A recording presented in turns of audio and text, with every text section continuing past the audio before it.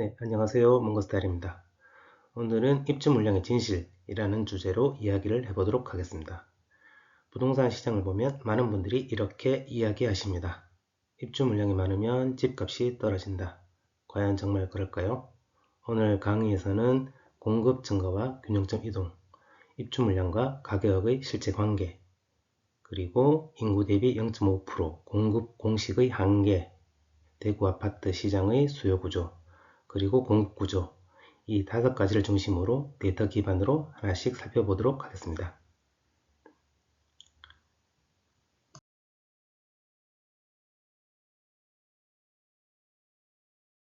먼저 경제학의 기본 원리부터 보겠습니다.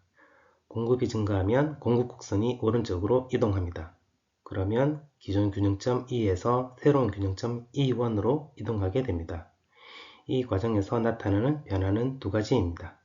첫 번째로는 가격은 P에서 P1으로 하락합니다. 두 번째로는 거래량은 Q에서 Q1으로 증가합니다. 즉, 공급이 증가하면 가격은 떨어지고 거래량은 늘어나는 것이 경제학의 기본적인 구조입니다. 이번에는 반대 상황입니다. 공급이 감소하면 공급 곡선이 왼쪽으로 이동합니다. 균형점 역시 E에서 E1으로 이동하게 됩니다. 이때 나타나는 변화는 다음과 같습니다. 가격은 P에서 P1으로 상승하고 거래량은 Q에서 Q1으로 감소합니다. 즉, 공급이 줄어들면 가격 상승 압력이 생긴다는 것이죠. 이것이 주택시장에서도 기본적으로 작동하는 구조입니다. 그렇다면 실제 데이터에서는 어떻게 나타날까요?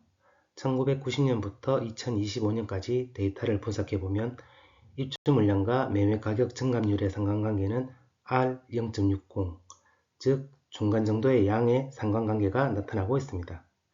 여기서 중요한 것은 설명력입니다. R2 값이 0.36입니다. 이 의미는 주택가격 변동의 약 36%만 입주 물량으로 설명된다는 뜻입니다. 즉, 입주 물량이 가격에 영향을 주기는 하지만 가격을 결정하는 유일한 요인은 아니라는 것입니다. 부동산 강의나 시장에서는 종종 이런 공식이 등장합니다. 인구수 곱하기 0.5%는 적정 공급 물량. 하지만 데이터를 보면 이 공식은 절대 기준이 아닙니다. 예를 들어 입주 물량이 많았던 해에도 가격이 상승한 경우가 있고, 반대로 입주 물량이 적었는데도 가격이 하락한 경우도 있습니다. 즉 0.5%는 장기 평균일 뿐 시장 가격을 결정하는 절대적인 기준선은 아닙니다.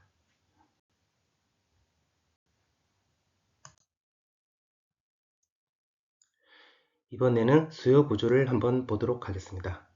2023년 이후 대구에서는 전세 매물이 감소하면서 전세 시장에 불균형이 나타나기 시작했습니다.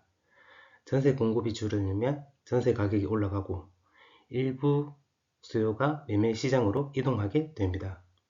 그래서 전세 시장은 종종 매매 시장의 선행지표로 작용합니다.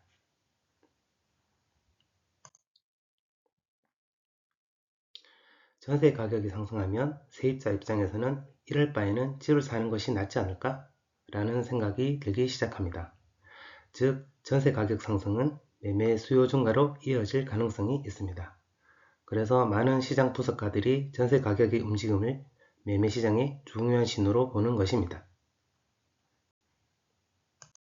또 하나 중요한 변화는 주택시장에서 아파트 선호가 계속 강화되고 있다는 점입니다. 가격 조정이 발생하면 오히려 아파트 접근성이 높아지면서 수요가 아파트로 더욱 집중되는 현상이 나타나고 있습니다. 실제 데이터를 보면 주택 거래 중 아파트 거래 비중이 지속적으로 증가하고 있습니다. 다음은 시장의 기대 심리입니다. 주택가격 전망 지수는 100을 기준으로 100보다 높으면 가격 상승 기대, 100보다 낮으면 가격 하락 기대를 의미합니다. 최근 데이터를 보면 주택가격 전망 지수가 100을 다시 상회하고 있습니다. 이것은 시장 참여자들의 기대 심리가 회복 국면에 들어가고 있다는 신호로 볼 수 있습니다. 이제 공급 구조를 보도록 하겠습니다. 대구의 입주 물량을 보면 2023년 이후 입주 물량이 빠르게 감소하고 있습니다. 공급이 줄어들면 장기적으로는 가격 상승 압력으로 작용할 가능성이 있습니다. 주택시장은 항상 공급 사이클을 따라 움직이고 있습니다. 또 하나 중요한 구조가 있습니다. 주택 가격이 하락하면 건설사는 공급을 줄이기 시작합니다. 즉 가격 하락, 인허가 감소, 공급 감소 이런 구조가 나타나고 있습니다. 그리고 약 1, 2년 후 다시 가격 상승 전환이 나타나는 주택시장의 사이클이 반복됩니다.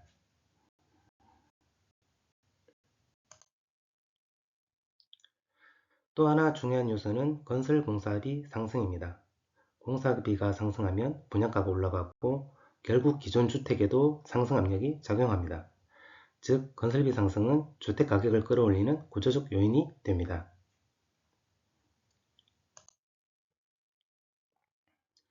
건설업의 생산성 역시 중요한 변수입니다. 투자 수익성이 낮아지면 건설 투자가 감소하고 결국 공급이 줄어들게 됩니다. 그리고 공급이 줄어들면 다시 가격 상승 압력이 생깁니다. 이것 역시 주택시장의 구조적인 순환입니다. 마지막으로 가장 중요한 결론입니다. 주택가격은 전체 공급보다 경쟁단지 공급의 영향을 더 크게 받습니다. 예를 들어 버머 센트럴 푸르지오 33평의 가격은 대구 전체 공급보다 같은 생활권의 경쟁단지 공급에 더 영향을 받습니다. 즉 공급은 절대 숫자가 아니라 상대적인 경쟁 구조 속에서 작용합니다. 오늘 내용을 정리하면 다음과 같습니다. 첫째, 입주 물량과 가격은 완전한 관계가 아니다. 둘째, 주택가격은 수요 구조와 기대 심리에 크게 영향을 받는다. 셋째, 전세시장은 매매시장의 선행 신호가 될 수 있다. 넷째, 공급 영향은 총량보다 경쟁단지 구조에 좌우된다. 다섯째, 따라서 공급은 절대치가 아니라 상대치입니다. 오늘 영상이 도움이 되셨다면 구독과 좋아요 부탁드리겠습니다. 감사합니다.